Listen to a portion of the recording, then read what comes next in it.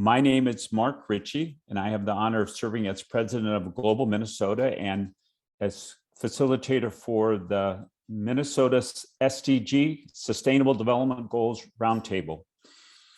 For the past 4 years, we've been meeting quarterly, hearing from each other from around the state, around the region about work that's underway in support of the UN and national leader declared Sustainable Development Goals. Today, we'll be hearing from the exciting work going on at the University of Minnesota, one of our strongest partners. There are many things going on at the university, and they're throughout the whole system. So we'll be hearing about that today. There are two coordinators or co-directors of that interdisciplinary work there at the university. The SDG initiative, a very exciting initiative. The first one, and it'll be our first speaker presenting the work of the university, Karen Brown, who in addition to being the co-lead on the SDG initiative, is the director of the Interdisciplinary Center for the Study of Global Change at the University of Minnesota. And she'll be joined by her colleague, Dr. Katey Pelican, who's an associate professor in the Department of Veterinary Medicine, a wildlife veterinarian. But she's been also, in addition to her interdisciplinary work on the SDGs, she's been named the co-lead and co-director for SPARK, which is the system-wide support system for all large-scale interdisciplinary programs at the university. So these two women are leading in a broad sense this initiative and supporting new initiatives around the Sustainable Development Goals in the United States. I want to thank Dr. Brown and Dr. Pelican for their work at the university on behalf of the state and the planet, and turn it over to you, Dr. Brown, to take us forward into our SDG Roundtable. Here we go. My apologies. My Chrome shut down for some reason. I had to reopen it. So here we go. Again, we're excited to be here to tell you a little bit about the work that's happening related to the Sustainable Development Goals at the University of Minnesota and in our partnerships in Minnesota and globally. I don't think I have to say too much about the Sustainable Development Goals to this group since we are all working in that framework. I will say that the SDGs have been a great framework for the University of Minnesota because they allow us to connect the work that we're doing locally in Minnesota with what's happening globally and with these broader goals. And they also allow us to integrate across disciplines and colleges at the University of Minnesota to do some really great work. It allows us to see the relationships between things like hunger with gender equality and clean water and reducing inequality. So we're finding it a very useful framework for understanding the impact of our work. I'll say a little bit about the approach that we're taking at the University of Minnesota, and we'll follow that with some specific examples of what we're doing and how we're using the SDGs to drive our work. So the approach we're taking has been, from the beginning, state-driven. We have tried to look at priorities in the state of Minnesota and connect our programs, our research, our teaching related to the SDGs to Minnesota priorities. And we'll talk a little bit about some examples of that related to food and water going forward and how we've tried to connect local needs to the work that we're doing. Our work is also very much teamwork.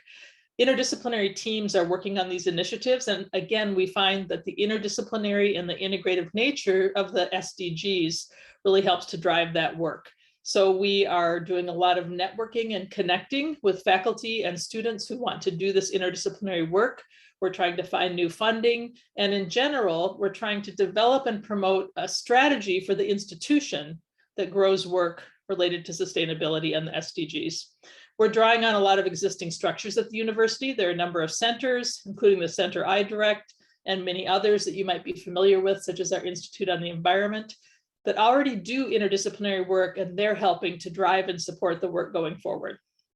And finally, we're trying to align our programs and align the resources that we have to support them in ways that support the Sustainable Development Goals. And again, we'll say a little bit more about that as we go forward about how the university is, for example, using our strategic plan to help drive this work. We're connecting our work globally. I mentioned that we have a strong focus on Minnesota, but we're also quite interested in connecting to the broader global context of what's happening with the SDGs. We're part of the Sustainable Development Solutions Network. Some of you may be familiar with this. It's a UN-linked organization promoting the SDGs. We also connect with the University Global Compact. We are connected to the Times Higher Education Impact Rankings, which is a new set of rankings that rank universities on their impact to advance the Sustainable Development Goals. So we'll be using that as a framework going forward at the university. And we also are connected with a university network of European universities focused on sustainability and the SDGs, the Aurora Network. So these are a few of the ways that we're doing that work. So one of the first things that we started to do is to look at what is the work happening already at the university and how can we support it and expand it and enhance it. So we've been doing things like mapping our work against the SDGs down to the indicator level. What are we doing to advance each of these indicators? How are we meeting the requirements to advance the SDGs and reporting on that? And I already mentioned the Times Higher Education SDG Impact Rankings. We also are tying the metrics of the Sustainable Development Goals to our university strategic plan. So how to foster work related to the SDGs. This is one of the challenges that we are addressing. As I mentioned, we're working with interdisciplinary centers and units and partners across the university and beyond the university. And one of the ways we're fostering work is by providing resources. So we've had 2 rounds of an SDG grants initiative. The first was last year. We had a rapid response grants round, which supported some wonderful work to address various crises in the state of Minnesota related to food, health, the COVID pandemic, and racial equity. And we just awarded a new set of research grants to support broader research projects related to advancing the SDGs. These are some of the ways that we've tried to foster interdisciplinary work across the university and beyond it. And Katey can maybe say more about the Spark SDG collisions, where we've tried to identify funding sources as well. Finally, we try to provide a set of tools, and some of these tools are beginning to be available on our website, and more will be going forward, so they're available more broadly. A webinar series on the SDGs, again, connecting to various crises in Minnesota and beyond. A mapping of our research by faculty and scholars on the SDGs, and we're also developing a mapping of our curriculum to the SDGs. So when we started looking at how to drive work across our institution and our system related to the SDGs, we looked at the Times Higher Education rankings of universities on SDG impact. And what we decided to do was identify several of the SDGs that mapped onto what the university is doing. And so those metrics are now in the strategic plan, and they include things that we think we can drive change forward on, and we think that we have the potential to do well, and they work across our system. So what we did was we chose 4 initial SDGs that fit the goals of what we call intersections, which is our work related to the priorities of Minnesota.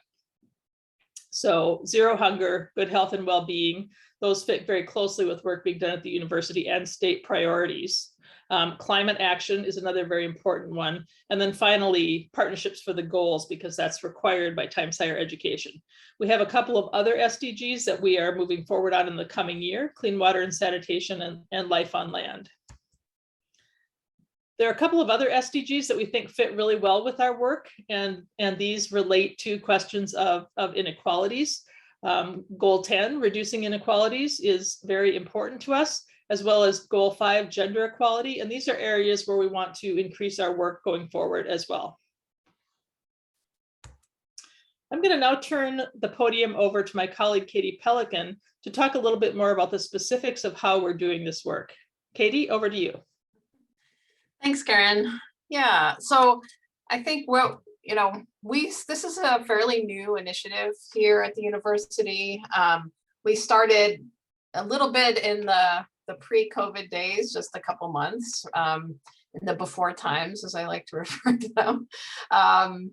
And so, we had these initial plans, and we're just in some ways feeling our way towards what our original goals, right? So we talked about really wanting to think about interdisciplinary work and fostering faculty and towards impactful work in the world. And I think that's now, we're sort of, I would say, in the early stages of fleshing out what that will look like. And part of that has been the huge opportunity to include the Sustainable Development Goals and the Times Higher Ed metrics in our system-wide strategic plan for the university. So that came with it an opportunity to really tie and foster teams of faculty that are aiming for SDG goals that actually also tie to goals within our strategic plan, which is called Impact across the university. And so this is a little schematic describing or showing kind of some of that concept, right? So Karen just told us about the Times Higher Ed impact rankings, metrics, task teams. We have these groups that are collecting metrics for Times Higher Ed in these 4 areas. So zero hunger, good health and well-being, climate action, and partnerships for the goals. But we also have that future goals to aim for, which includes clean water and sanitation, life on land, diversity and equity topics within the Sustainable Development Goals. And so what we're moving forward with is basically taking these metrics that we're trying to achieve and the work within the strategic plan and tying innovation teams to those. So forming Sustainable Development Goal innovation teams that will include diverse faculty, staff, students who are working together towards impactful work at the university. And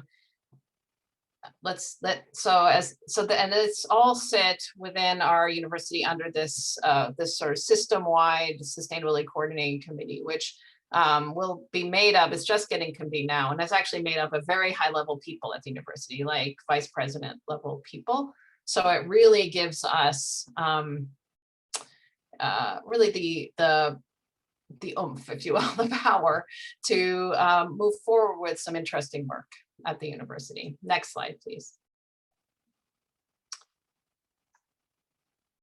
So we have initiated, actually, and our original concept was to create innovation teams like this. But as I said, the world took a turn and we have had some work get started, but it's been a little more grassroots. So the first group that I would say fits this category of an innovation team was one built around food justice that formed last summer.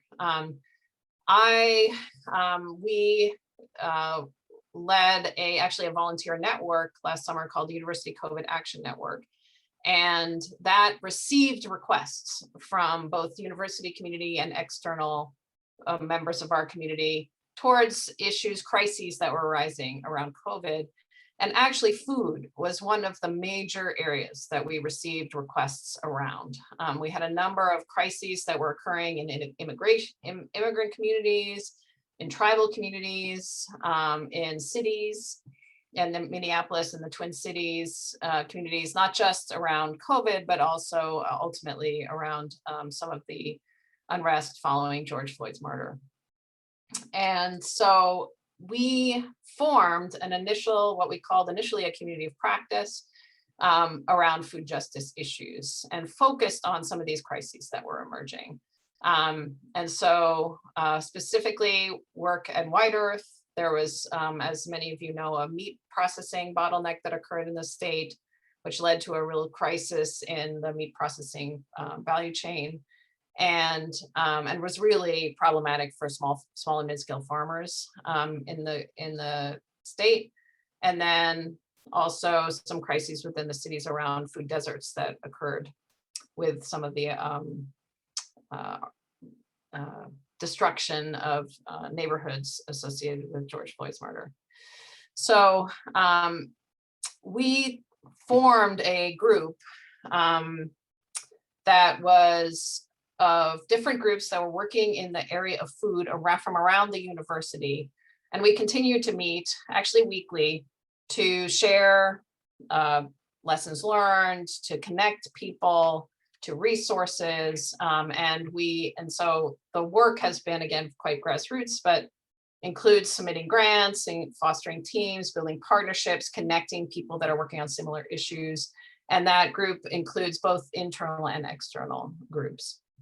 And has fostered some work. So this is, again, our most recent group, our longest lived innovation team. Next slide, please. So just some examples of the work that's being fostered. We are currently in partnership with the White Earth Tribal and Community College, supporting a food sovereignty action plan for the tribe. And this is based on some tools and approaches that all of the members of the team have brought to the table in terms of participatory, very community-driven work, supporting the community to think through some of the real challenges that they have been and are continuing to face around food security, and with a goal of really towards food sovereignty for that community. And we did receive a little bit of internal University of Minnesota funding to advance that collaboration. Actually, I'll be going in about 10 days up for our second visit to that community in advancing this partnership. Next slide. The other funding that we have received associated with this innovation team is around meat processing. So we have received a planning grant from USDA to support creating a badge program to advance the workforce around meat processing. One of the challenges the state is facing is a lack of small to mid-scale meat processing organizations or businesses that's a real aging population of people that support those right now. They're retiring, they're not finding buyers for those businesses, and a lot of businesses that exist can't find good workers for maintaining their companies, so their work. So the proposed is to create this badge. We'll be doing training in collaboration with groups like the tribal colleges and also community colleges to support hopefully graduating undergrads and other people in the workforce who can either start their own businesses in this realm or move into mid-level management positions in this value chain.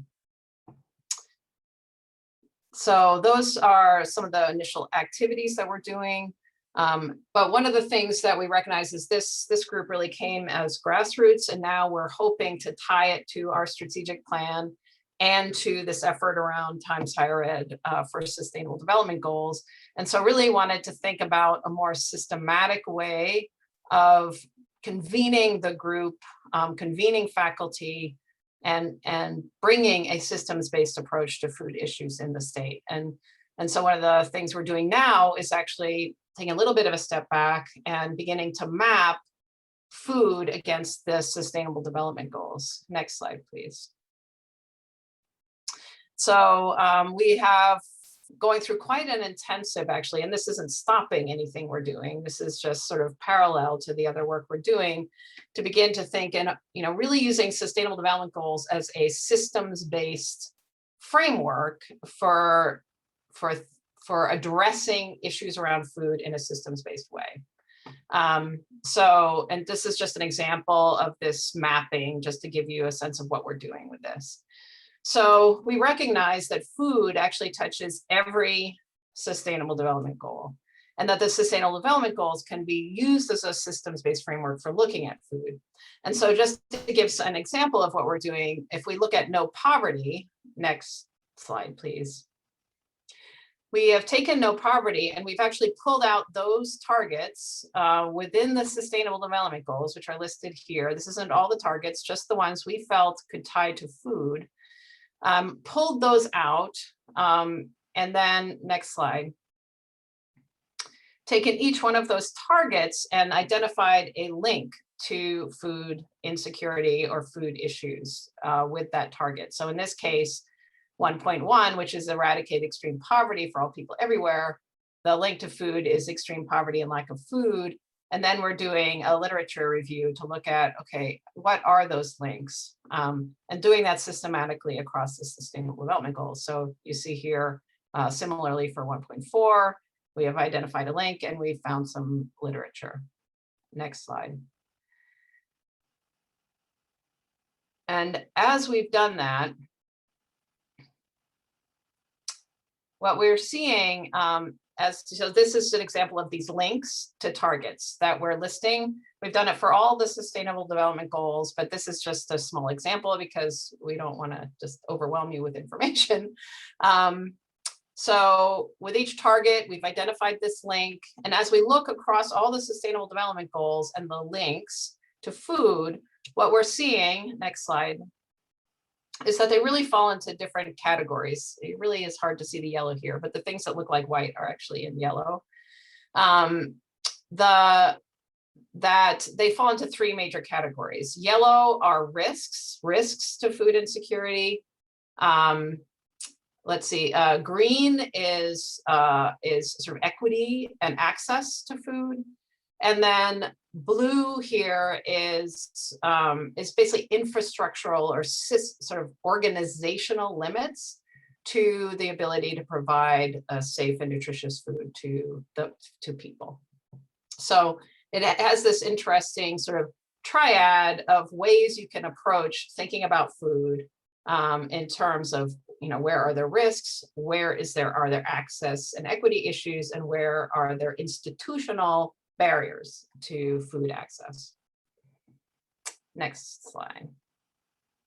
So what we're doing with that information, and we're doing the same thing actually for this water group, is using it to think through in a systems-based way, for example, what faculty we want to be engaging in the conversation around food and in this innovation team as we sort of merge it into this effort associated with our strategic plan. And also thinking about it as sort of a framework to conceptualize the food system from a sustainable development goal perspective.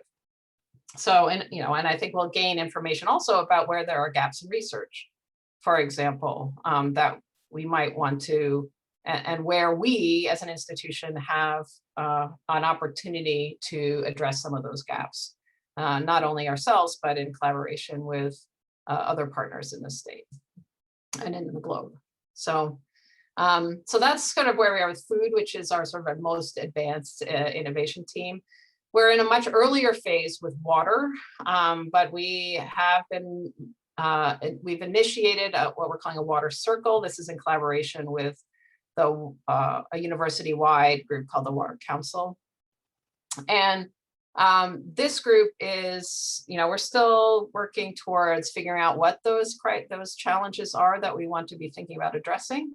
But one of the ways we're doing that is to engage with state agencies to think about our state water plan and how we might collaborate with organizations in the state and the government agencies to advance the goals within that state water plan, which is quite a, I would say, they also are thinking in a more systems-based way. So for example, that our water plan in the state has included social and behavioral factors this year in a way that it hadn't before. So I think there's opportunity there to, again, think about sustainable development goals as a framework for advancing goals within our state water plan. So we have sort of had a handshake agreement, I would say, to work collaboratively with state and federal agencies and other partners to think about submitting sort of legislative requests, but also seek other more competitive funding in the coming year to support our state water plan. We've also hosted a collision on opportunities within the federal government, and we'll work with our federal relations group at the university to think strategically about what federal opportunities there will be coming down the pike. There will be, with our infrastructure bill, for example, and other bills that are coming through Congress, some opportunity, we believe, to target collaborative funding towards advancing some of our state and other global goals as well, national and global goals in water. So what we do, the collisions are something that, Mark mentioned, that I am co-director of Spark.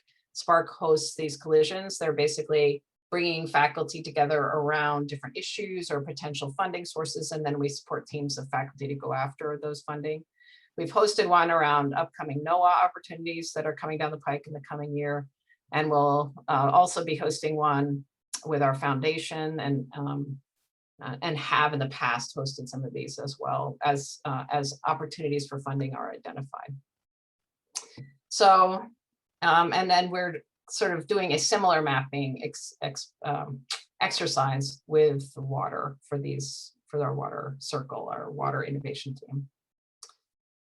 Next slide.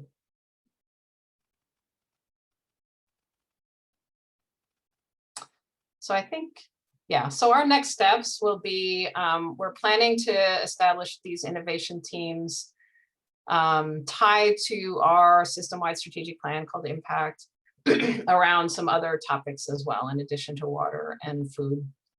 So health, good health and well-being, and climate action, as we've mentioned. And then, for obvious reasons, we feel that including equity and equality in our suite of innovation teams is very important for our institution and our state today. So, and taking this model that we're beginning to flesh out with water and food and applying it to these new topics under this umbrella of this new sustainability committee that's being formed within the university setting. Next slide. I think our next slide is, yeah.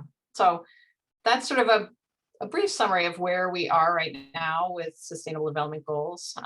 And next slide. If you have any questions or want to learn more, we do have a website. The link is here. And you're also welcome, please, to reach out to us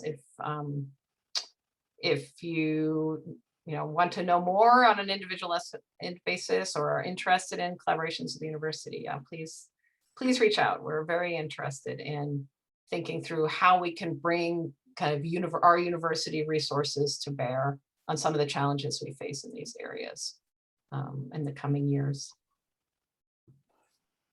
Thank you, Karen, and thank you, Katey. And I want to maybe get a couple questions started by asking you, early on, you were mentioning some of these partnerships, for example, the partnership with some of the universities in Europe and outside. Can you give us a little more flavor to what that's looked like and some interesting things that you've shared and that you've learned from those connection points? Sure. So the Aurora Network specifically is a European university network that focuses on sustainability and social innovation in their teaching and research. And we are the only US university that's been invited to partner with them to date, which is exciting. And it builds on some very strong and long-term relationships we have with some of the university partners, such as the University of Iceland, with which we have a long and strong relationship in research and teaching.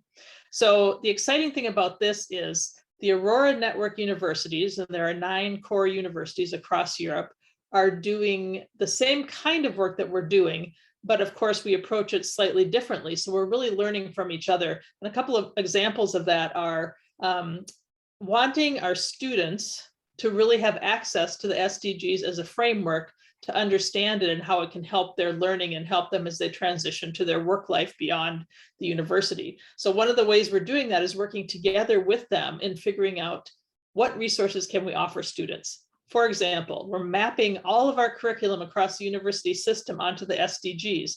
They're doing the same thing at the Aurora Network universities in Europe. And so we're learning from each other. How do we make this accessible to students? How do we communicate this to them? How do we get them excited about this? And how do we give them the resources to find the curriculum and the activities to support their interests?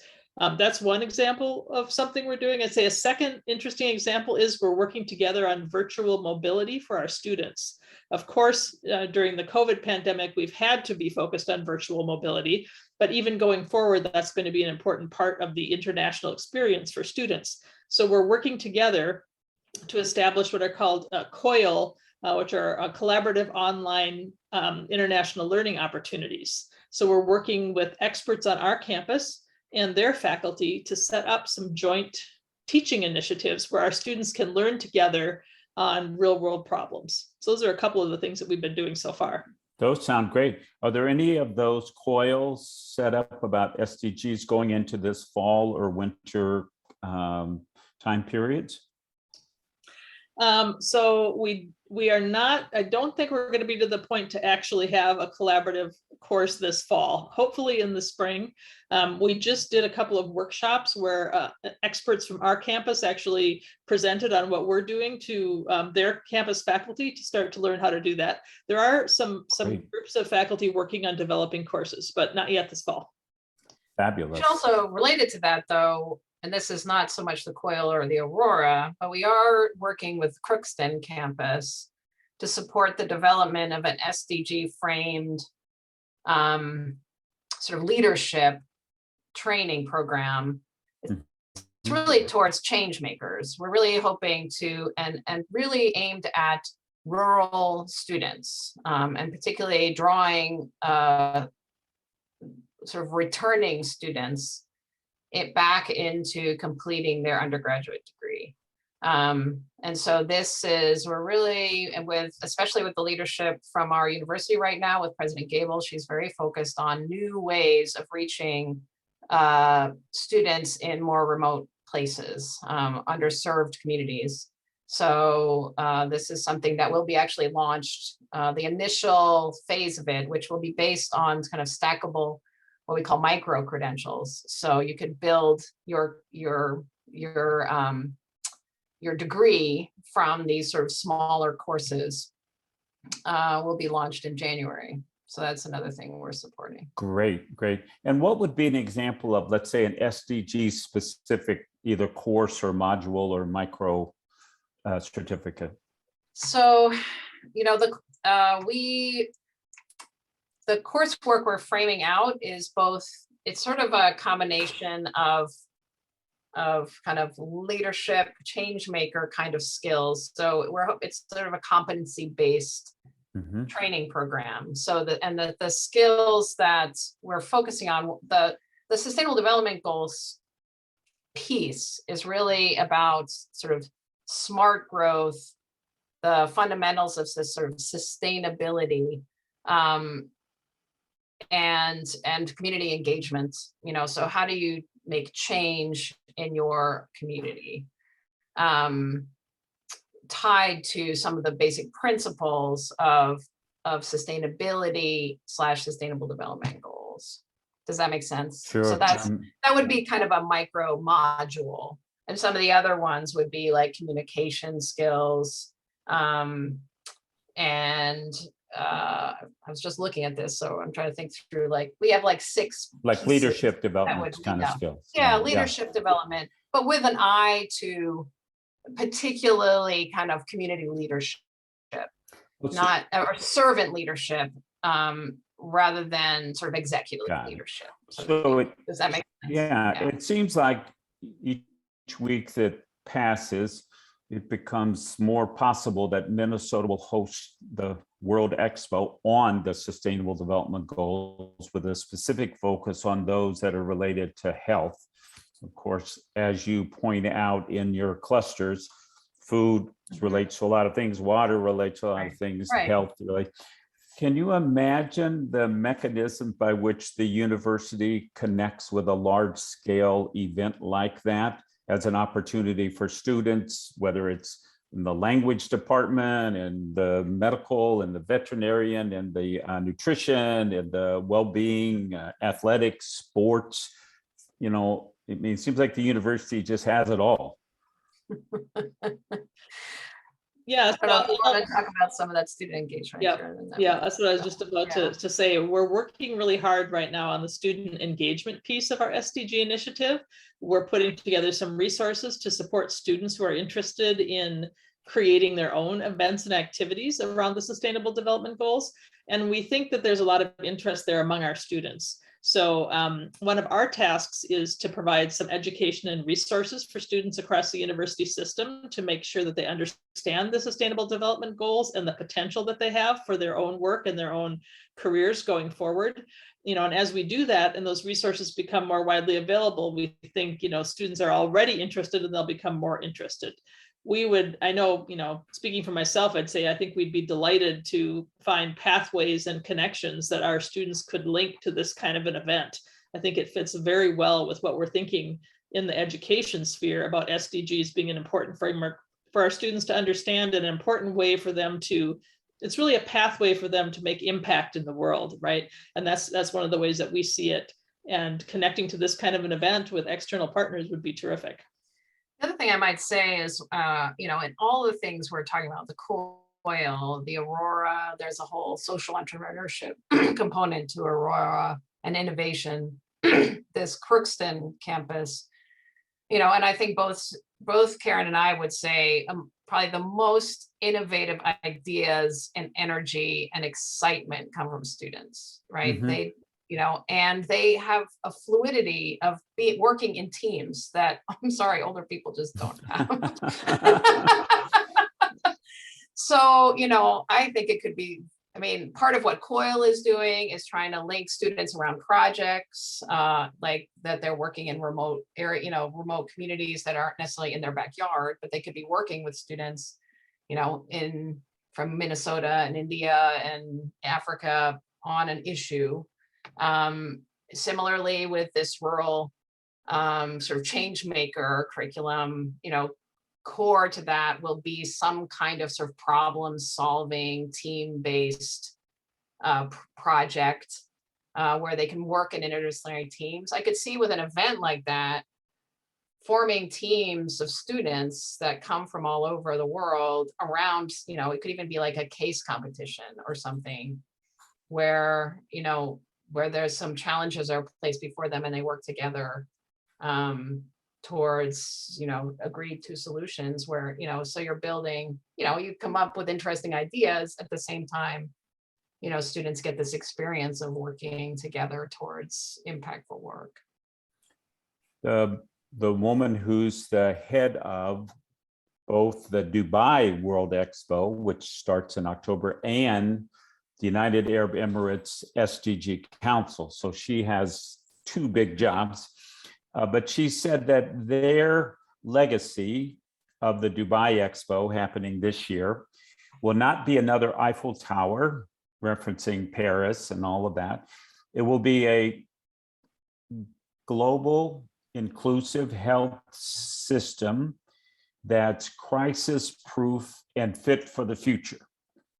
So she described that health system from the question of justice and inclusion. She described the necessity of understanding about crisis. Panics happen, pandemics happen. We might make them worse or better, but they happen. And fit for the future, the sustainable development goals, how we talk about sustainability in general, is really a reference to the world we leave future generations. How will it be? So she captures in her stated goal as legacy something that seems very overarching and very thoughtfully crafted. She, in charge of sustainable development goals for a whole nation, so probably she's thought about it a lot. But I'm wondering, that's kind of a big ambition. We have the 2030 deadline for the Sustainable Development Goals. We have 2027 as the time that we'll gather in Minnesota to see how we're doing on the health-related ones. Can you imagine a kind of university-wide initiative that took on a big picture that said, how do we connect with others with this large, crisis-proof, fit for the future, globally inclusive? Sounds like a pretty good recipe or a pretty good framework. Can you imagine a whole university getting mobilized around a kind of common theme, common direction? I think one of the things I would say is, like, I have been amazed at how fast we have gained traction at the University of Minnesota, and we have the support of leadership. And so, yes, I mean, a year ago, I might have hemmed and hawed. I would not do that now, especially, I mean, to be honest, if it is health or one of these topics that I just mentioned, food or health or water, things where we already have so much going on that, and we have, you know, some of the things we're working on, like even on a small scale, like with White Earth, these sort of participatory systems-based tools and approaches to think about, you know, how agencies and stakeholders are interacting, facilitating conversation to improve the whole system. You know, I think there's a lot, you know, a lot we can bring to bear on, you know, supporting some assessment and decision making around improved structures and systems and culture towards sort of stronger endpoints in things like health systems or food systems. Sorry, Karen, if you had anything to add there.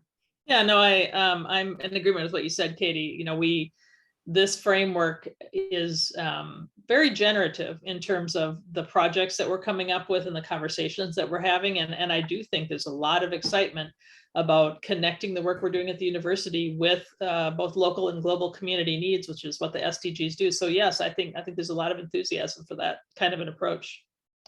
Well, I know that a unique thing about our University of Minnesota is the 3 factors that are often used in the common word to kind of one health or one medicine. The notion that a medical school that's human health, a veterinarian school, and an institute on the environment bring together 3 components that the COVID pandemic certainly put an exclamation point. But in any case, this is unique. Not very many places on the planet have these 3 big things co-located and interactive.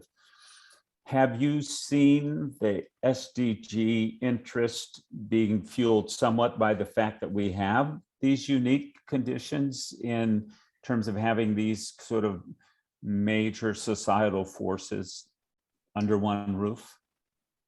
I just think we have that and just about everything else. Yeah. You know, Yeah. I mean, I've always said we should play like disciplinary bingo. The university would win. You can look up any obscure, you know, discipline, and I bet you can find someone in our We system. got rid of eugenics. Remember, we had Well, that. that I wouldn't call a discipline. I call that something else. Yeah. It was big, but it's gone, or it's less present. Yeah. So, and I mean, and it's funny you say this, Mark, because of course that's my background is One Health. So, you know, I worked, you know, I'm leading Spark in part because I ran, you know, very large scale, $63 million One Health program in 17 countries. And I've worked in One Health in 28 countries around the globe.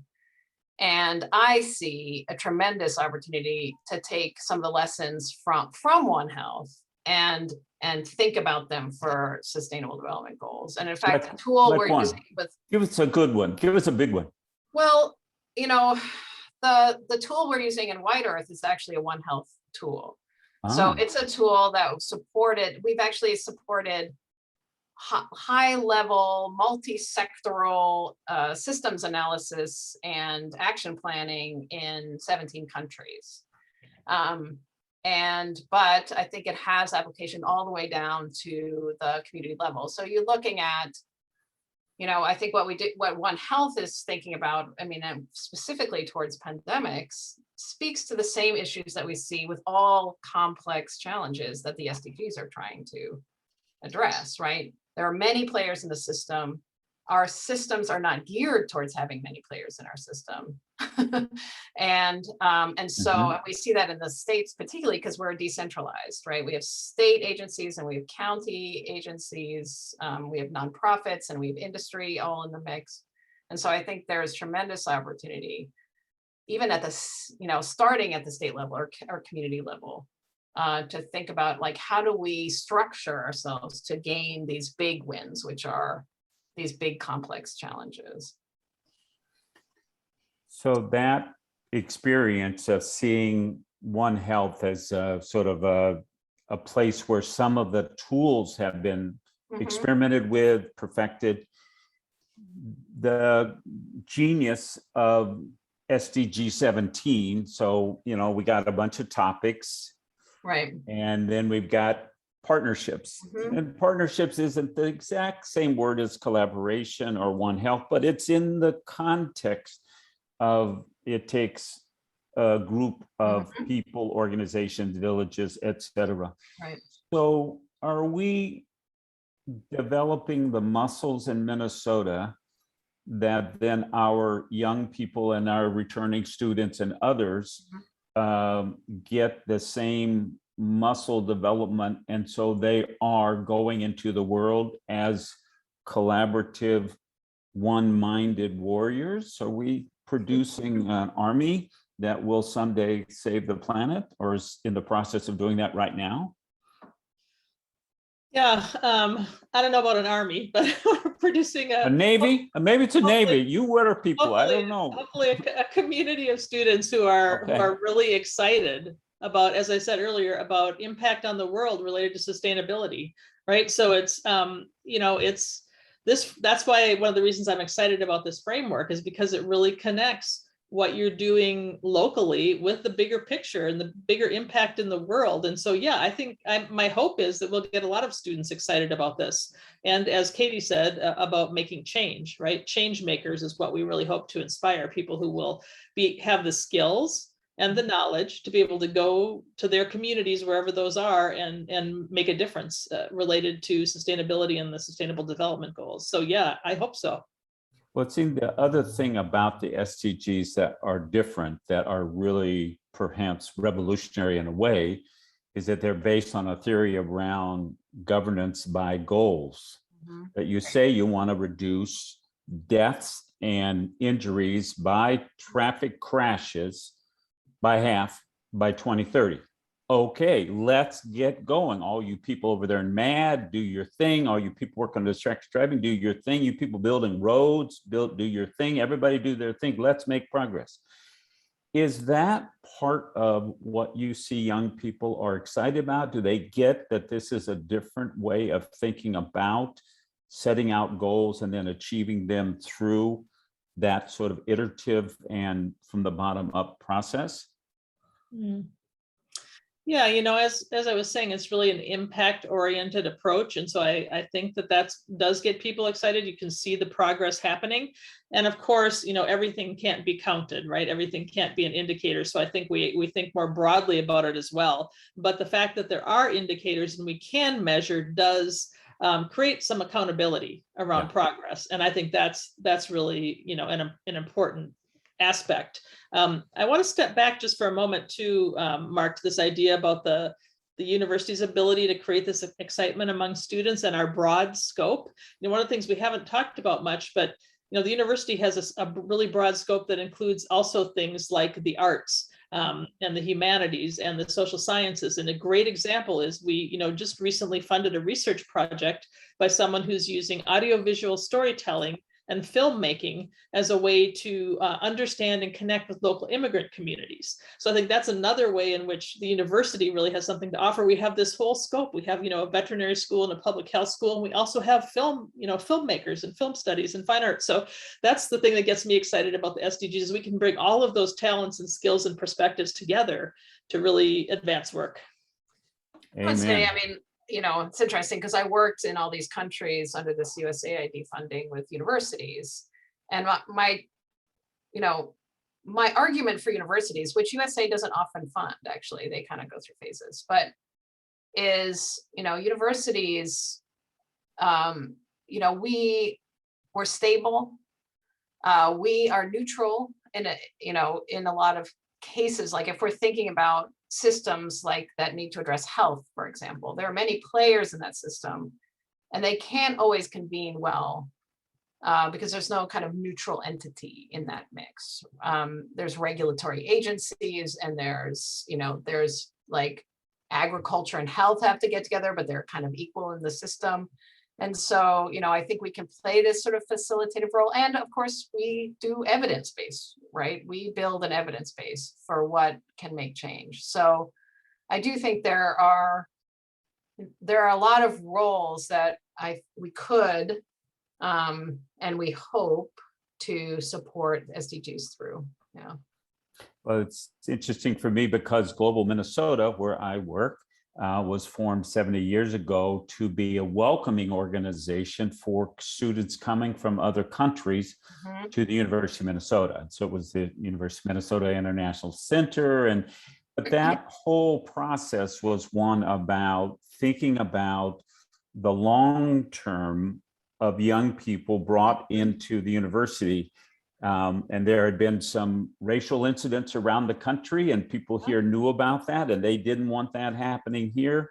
They also were aware that how people experienced Minnesota would influence how they thought about Minnesota and the country when they went back as an engineer, as a business leader, as a national leader. And so there's a way in which we know that the intersection of ideas, and you're often now using the word collision, that's a interesting concept. It got a lot of emotional impact for many in society. So it's something that stars do occasionally, I know that. But that sort of thinking about what motivates, what inspires, what then gives people the tools to then do something with what they're inspired about, or they're outraged about, or they're, passionate about. It seems like the SDGs created a framework that gave people tools, language, values, interconnective ways that people might not have thought about, and then some very specific targets that said, here's 2030, here's what we want to do, how are we doing? What do we need to do next? And so I hope that by keeping our work in this state of Minnesota moving ahead on SDGs, and there are lots of initiatives that the university and others are engaged in, but that we keep inspiring ourselves and our young people, and we keep attracting people from other parts of the world, and we keep traveling when we can, but Zooming when we must. And the SDGs will continue to have that powerful effect with that framework. But it seems like we need to be checking in on how you're doing at these various roundtables whenever we can, so we can all be inspired by what you're doing, but also people watching can use your email and your contact point to find new ways to put pieces together. I know you have a fantastic new president, relatively new president. She's had a couple of things to worry about all the time, but I'm wondering if you guys have been advocating for a great big SDG speech sometime, someplace by our university president. Is that in the mix? Well, she gave one at the Aurora Network, actually. So is it online? It's a good question. I don't know if they've posted it on. We can ask. Please ask. Yes. We would love to get it out. And, that's good to be in that world framework. Yep. Also good to be inspiring and bringing people's attention right here too. So we'll do what we can. Okay, last minute comments, advertisements of upcoming events. You two are busy. What else do you want this wonderful audience to know about? Well, we shared earlier our website for the SDG initiative. I think, I'd say keep an eye there. We will have a series of events starting with the academic year in September. A little bit fewer formal events going on right now in the summer, but we will have a series of events starting up again in September. So I'd say watch for us there. Great. Webinars Katey, and other events. Yeah. Great. Thank you so much. And thank you again. Great to see you on Zoom. Great work. And thank you for keeping our university strong and aiming in the direction of sustainability. Bye to everybody who's joined us today, and see you at the next SDG Roundtable. Bye now. Thanks, Mark. Bye-bye, everybody.